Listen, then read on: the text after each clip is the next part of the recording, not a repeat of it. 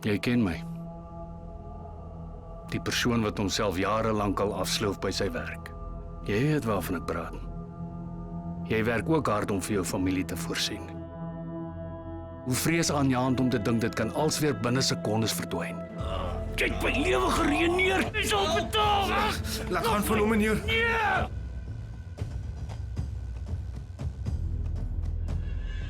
Toe ek op die bodem was, het ek 'n besluit gemaak. Die lewe is onregverdig. Die wêreld is 'n harde plek. Maar dit is steeds ons reg om waardig te voel. Dis tog waarvoor jy so hard gewerk het. Vertrou my en veg vir dit wat joune is.